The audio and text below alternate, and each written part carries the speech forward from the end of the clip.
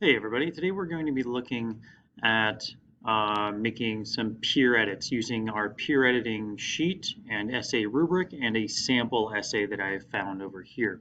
So let's get started. The first question starts with, does the writer begin with an effective attention grabber? All right, so attention grabbers are quotes from the story, thematic quotes, interesting facts or statistics, rhetorical questions, things like that. Let's see if they do it. Our attention grabber right here should always be the first sentence. All right. So it says, tonight, said the general, we will hunt you and I. Hunting, great guns, General Zaroff, what you speak of as murder. All right, so I think that this kind of meets that requirement. I don't think it's the world's greatest attention grabber per se, but it is a quote from the story. It is an interesting and engaging quote from the story.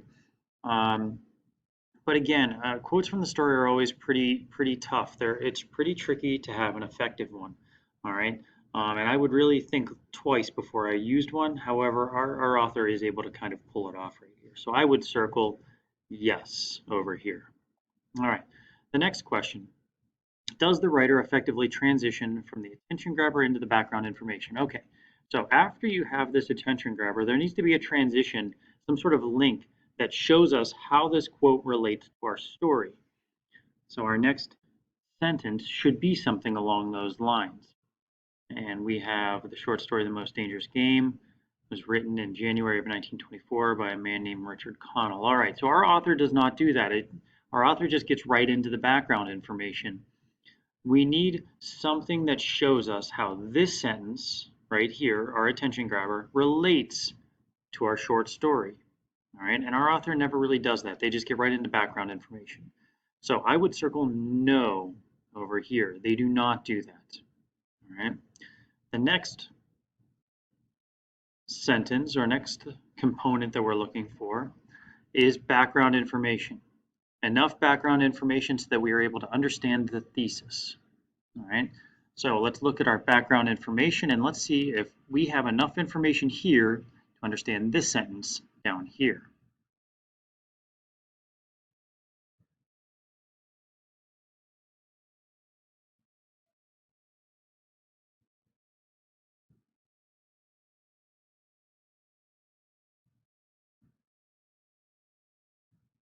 All right. So I think our writer does do a pretty effective job of introducing the story, setting us up, and allowing us to know enough information that we're able to understand this, the thesis down here. All right. Be careful with background information. Some people provide way too little, some people provide way too much. We only need what is necessary. All right. About 3 sentences, that should really be it. Okay. Next, the writer contains or ends the paragraph with a strong thesis statement that contains a clear claim and contains 3 major arguments. All right, guys, our thesis statement is the most important sentence in our entire essay. All right, if you get the thesis wrong, you're probably going to mess up on other things as well. So let's take a look. It says, in the short story, The Most Dangerous Game by Richard Connell, General Zaroff is a better hunter than Rainsford because he has more experience. He is a tracker of the highest order and no longer finds hunting game a challenge. All right. This is a very strong thesis. All right. It begins with a claim. General Zaroff is a better hunter than Rainsford. All right. That's our claim over here. Contains 3 major arguments. All right. This is the because section. So because he has more experience, 1. Because he is a tracker of the highest order, 2. And he no longer finds hunting game a challenge. We have all 3 arguments that we're going to need in our body paragraphs. We are good to go. All right. I can tell just based on looking at it that this is at least 5 sentences.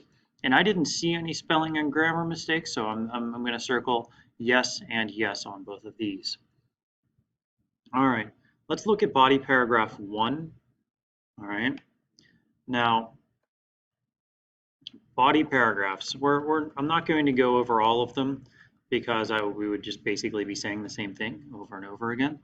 However, we are going to look at one and we're going to look at it in depth here. Okay. So The writer begins with a clear topic sentence that contains the writer's claim and first argument from his or her thesis. So we need, again, two components, just like a thesis. Claim, argument, claim, argument. Let's look at the topic sentence, which is found right here. General Zaroff is more experienced than Rainsford. Okay, so we are missing the writer's claim. All right, we just have their argument. So the claim, which is right here, General Zaroff is a better hunter than Rainsford, is missing from this topic sentence here. All right. Basically, with your first topic sentence, what you should be able to do is say, General Zaroff is the better hunter than Rainsford because he has more experience. And we should almost be able to copy and paste this right here down to here. We only have their first argument, so I would circle no over here. All right. The next question that we have is, does the writer provide context for his or her quote, effectively transitioning into the evidence? So what we don't want is just a quote to start off. All right. We don't just want a quote just out of nowhere. We need context for it. We need to know when this happens in the story. Is it dialogue? If that's the case, we need to know who is speaking. All right. What we don't want are according to the text states. All right. We need context. We need to know when in the story this happens, and we're not looking for page numbers either. Do not just say, on page 632, General Zaroff says, that's not what we're looking for, right? So let's see if this writer accomplishes that. It says, when Zaroff and Rainsford first met and conversed, the general states. This is perfect, all right? They've provided context. I haven't looked at the evidence yet, all right? But this is perfect. This is the exact amount of context that we need. When Zaroff and Rainsford first met. Okay, so now we know when this is happening in the story. The next, the general states. Okay, so this is dialogue, and so we know that this is General Zaroff speaking, and he's speaking to Rainsford. All right, this is exactly what we need in order to understand this quote. So let's look at the quote now. Remember, this quote right here should be reinforcing this idea that General Zaroff is better because he's more experienced. So let's see. When I was only 5 years old, he gave me a little gun. I killed my first bear in the Caucasus when I was 10. My whole life has been one prolonged hunt. I've hunted every kind of game in every land. It would be impossible for you to tell me how many animals. Okay, so this quote right here shows us that he's experienced. All right. Now, our next section, the writer provides at least 3 sentences of explanation and analysis that explains the quote and relates it back to the thesis. All right. So many people miss points on this, and I want to make sure that you don't. You need to explain how this quote supports this idea. All right, whatever the claim was from your thesis. So let's look at what they have for explanation and analysis, which should be right here. This quote shows the scale of experience that Zaroff has. Okay, he explains the quote. He acts as though nothing in his life except hunting has mattered. He claims to have hunted everything, single kind of game. Okay, so we've got a spelling or grammar mistake there.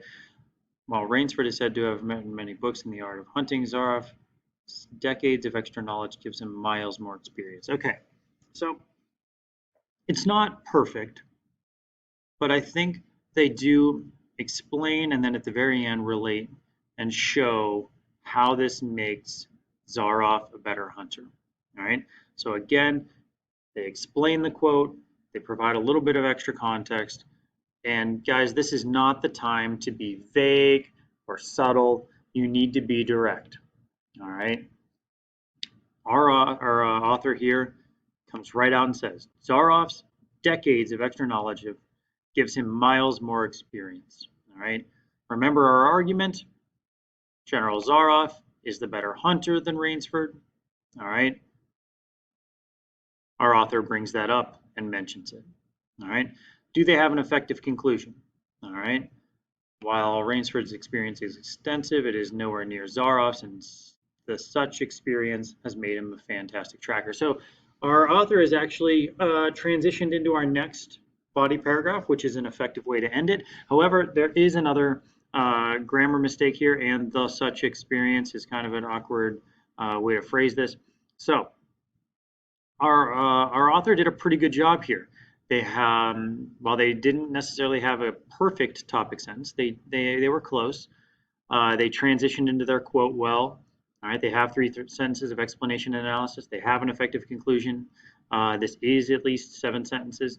However, I would circle no again for spelling and grammar mistakes.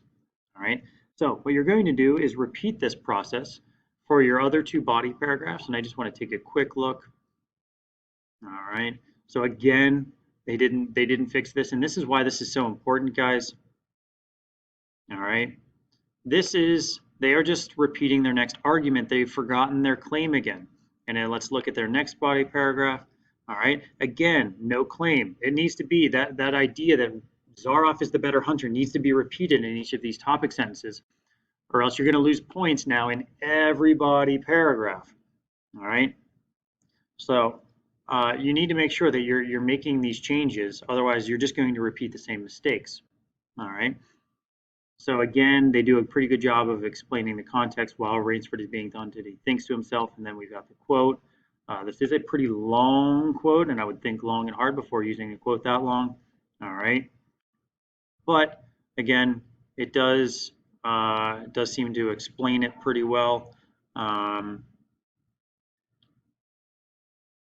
Zaroff tracked the trail, so we do have another spelling and grammar mistake.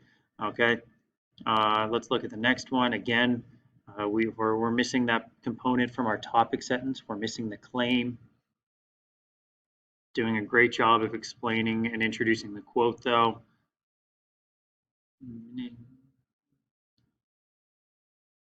Okay, but again, this explanation is really, really terrific. All right, guys, notice how much explanation, all right, and analysis we have. Okay, 3-4 lines. All right, that's really the minimum of what we're looking for. Okay, make sure that you have that. Let's look now at our 5th and final paragraph. So the 5th paragraph, we really just need to restate our thesis, summarize our main points, and leave a lasting impression on our reader. So to conclude, General Zaroff is the superior hunter to Rainsford and the most dangerous game because of his more extensive experiences. Okay, so we've got our thesis again. Hunting at an incredibly young age and continue to hunt until an older age. All right. Rainsford is still young and gaining knowledge. Very, very good. Follow a trail. Okay. So again, we've got our main body paragraphs as well, kind of summarized here. However, what if the 2 men were to fight in their respective primes? I think is a confusing conclusion, if I'm going to be honest, because our